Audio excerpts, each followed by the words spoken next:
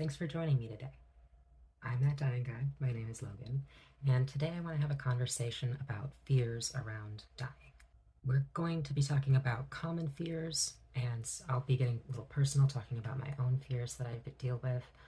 Um, but the fact is, being afraid of to die is one of the most common fears that we as people experience. Before we get started, I want you to know that if this is something that you are afraid of, you are not alone. This is something that so many people are afraid of. The thing is, they're also afraid to talk about it. So let's talk about it. So, like I said in the intro, fears around death are some of the most common fears that there are for humans to experience. There are so many possible reasons behind why someone might be afraid to die. There might be a lot going on all at once, and you might not even know why you're afraid in particular, but just that you are. So let's talk about some of these common fears around dying first. First up would probably be because of an underlying fear of the unknown. Now, the unknown is another big fear that a lot of humans experience. And that's where human curiosity kind of comes in, where we want to understand things. We want to know what's going to happen as a result of things. And death is kind of this big unknown that we don't really know what goes on after because we're living here right now. But what about fear of the unknown when you are religious or spiritual and you hold these beliefs about an afterlife? Some people do. It doesn't mean you are less faithful, less religious. It doesn't mean you don't believe just as strongly as, your community, just because you are still afraid of the unknown aspect around death. We, as humans, are very curious beings, like I said, and we want to know what's going to happen. We create these religions, these spiritualities around what we believe could happen afterward. And that can bring a lot of people comfort, especially people in the lives of terminal patients and terminal people themselves. But I want to reiterate that just because you believe in an afterlife and you're still afraid of the unknown aspect of dying, that does not mean that you're not as faithful and religious as you think you are. So, why do we have a fear of the unknown?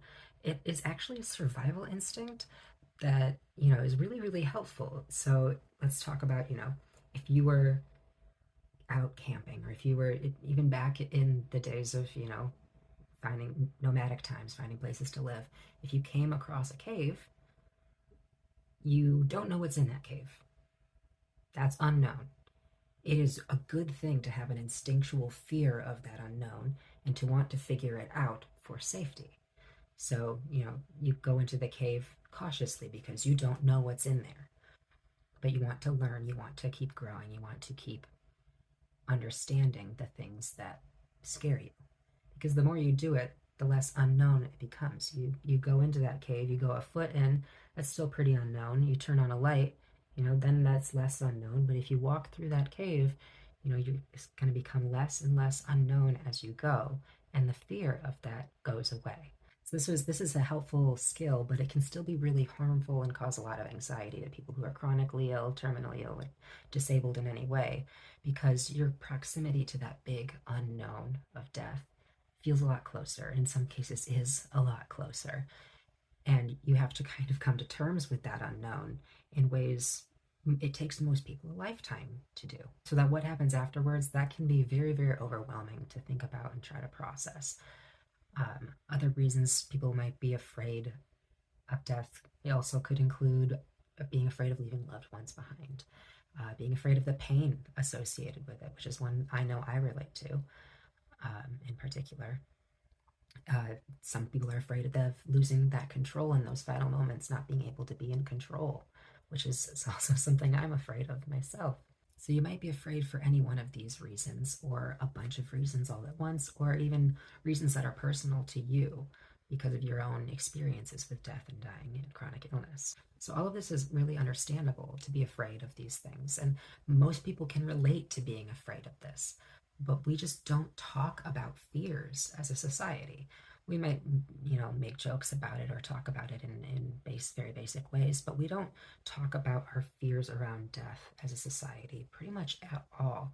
When death is brought up in conversation, most people's reaction is to just change the subject, push it away, everything's fine, because they are themselves are so afraid of death.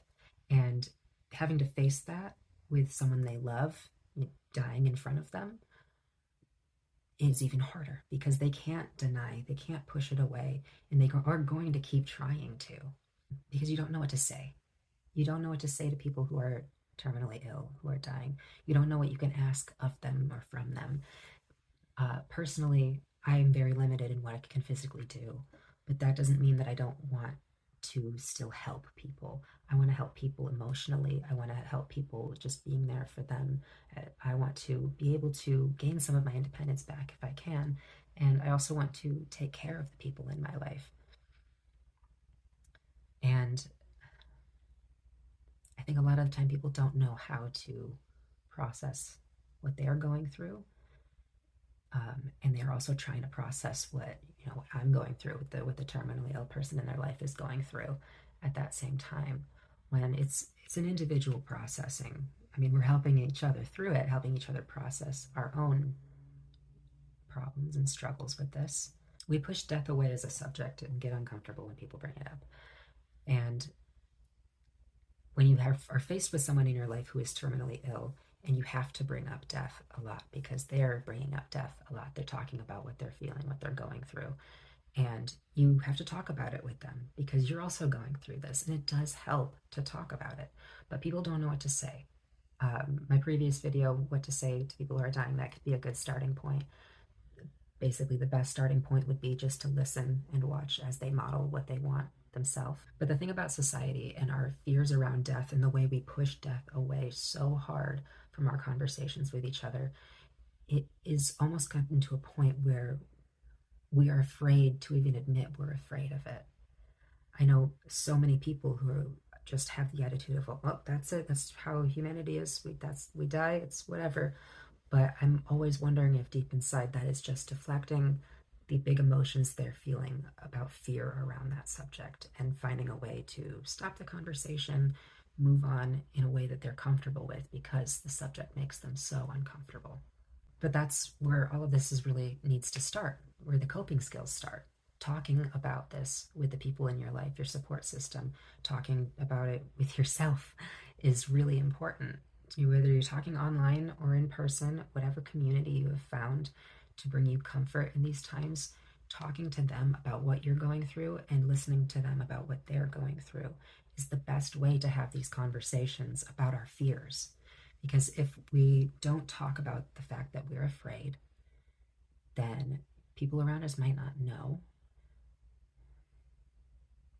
And as they're going through this themselves, being afraid themselves, if they don't know that you're also afraid, it could feel very isolating to feel like you're the only one experiencing these big, scary emotions.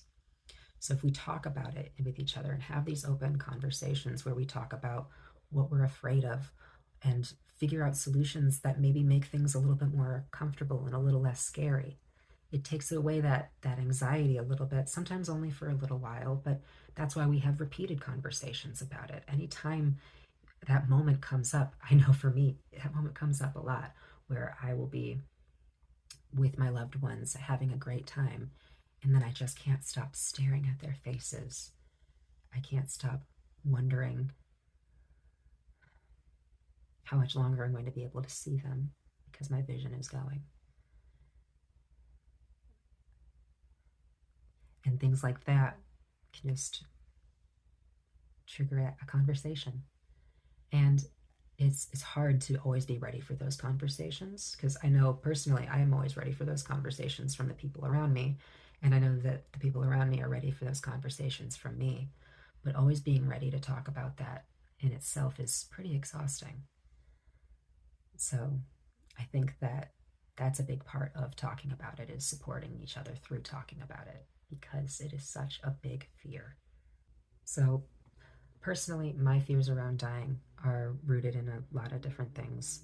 The fear of the unknown, a fear of the pain that's going to be involved, and a fear of not being in control, and also not knowing when enough is enough, and having to ask my loved ones to make important medical decisions for me. Those are big fears that I have around death.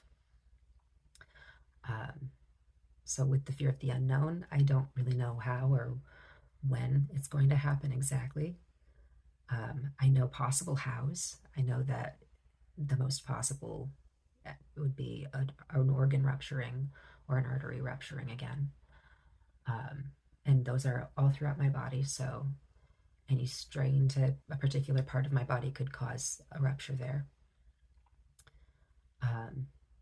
And that's going to be very sudden and very painful, which is why I'm also afraid of the pain involved, because I've already felt the pain of arterial ruptures, and even though I was coming out of surgery and very groggy, that was still the most horrifying pain I've ever felt. So I know that when I do die, it is most likely going to be sudden and painful. I don't know where I'll be. I don't know who I'll be with. I'm hoping I'll be at home. But the most important thing to me with helping with those fears that I'm having is talking about it, is writing it down, writing down my wishes, my living will, writing down what I want done for me in those final moments and after. I have expressed all of those wishes in writing and to all of my support system, so they all know what I need done and what I need in order to be in control of my own death, which is so important because that's another big fear that I have.